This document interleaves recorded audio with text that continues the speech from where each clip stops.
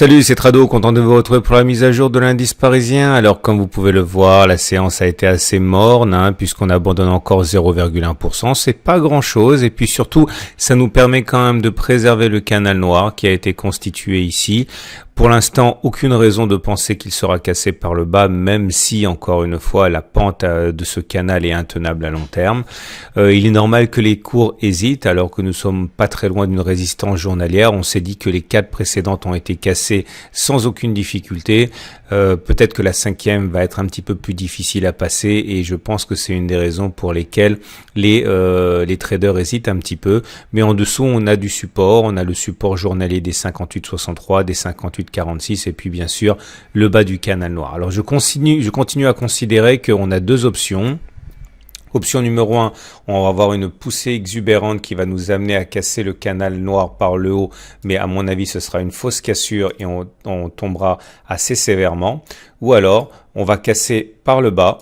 Et on va casser par le bas pour rebondir après. Alors, je ne sais pas si ça va se produire, je ne suis pas dans le secret des dieux. Mais en tout cas, c'est le scénario que je privilégie actuellement pour rentrer à nouveau long sur les indices. Ceux qui veulent trader maintenant ont plusieurs solutions. La première des solutions, enfin, il y en a plein des solutions. Je vous rappelle que si vous voulez savoir tous les plans que j'ai, la manière dont je les construis, tout ça c'est dans mon pack tout trado.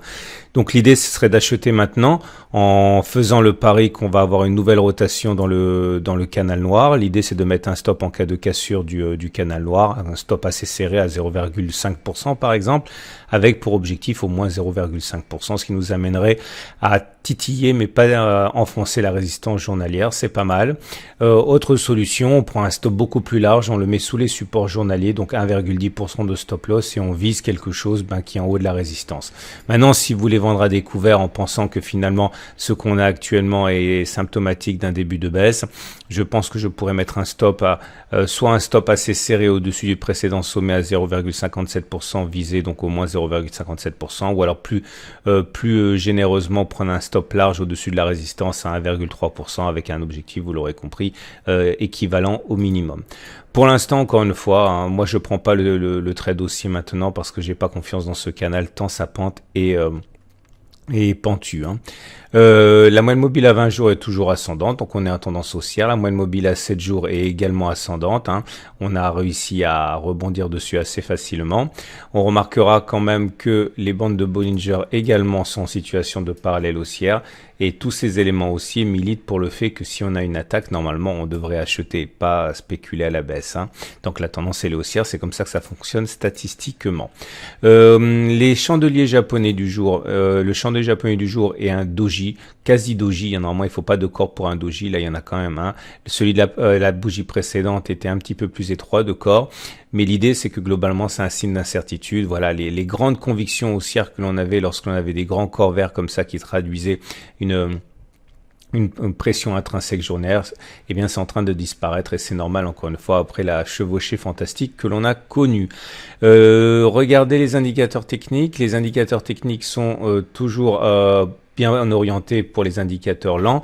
Les indicateurs techniques rapides sont tous baissiers. Le MACD 0 a donné son signal il y a 4 séances. Le stochastique a donné son signal baissier il y a 3 séances.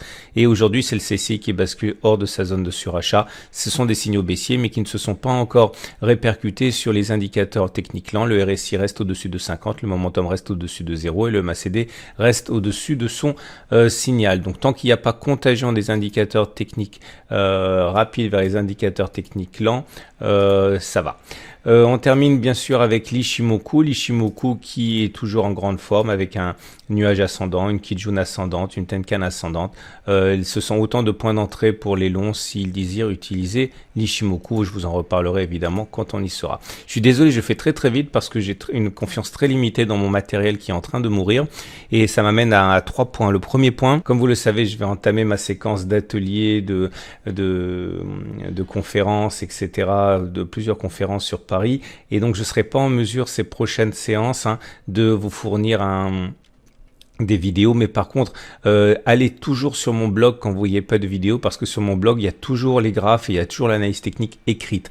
Donc, en particulier pour ceux hier qui ont vu sur YouTube que je n'avais pas posté, ne restez pas comme ça en vous imaginant qu'il n'y a pas d'analyse. Elle est très souvent sur mon blog. Donc, vous allez sur mon blog et vous retrouvez tout. D'ailleurs, vous le retrouvez bien avant la vidéo, hein. C'est Tradosaur, vous le savez, vous le trouvez facilement sur Google. Et puis également, et enfin, je vous invite, n'oubliez pas à au moins 2 événements.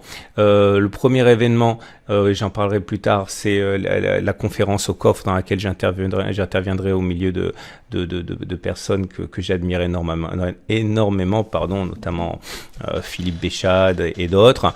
Deuxième événement, c'est mardi, c'est la Bink Trading Day. Là aussi, il y aura du lourd, il y aura des gérants de fonds, il y aura des spécialistes matières premières, il y aura des traders, et puis il y aura un petit analyste technique que vous connaissez qui interviendra en deuxième heure. Tout ça, évidemment, c'est hautement recommandé. Si vous vous inscrivez à la Bink Trading Day, vous recevrez dans votre boîte à lettres les replays pour regarder ces conférences tranquillement si vous pouvez pas vous libérer le mardi 19, ce qui serait assez légitime parce que, à mon avis, vous bossez.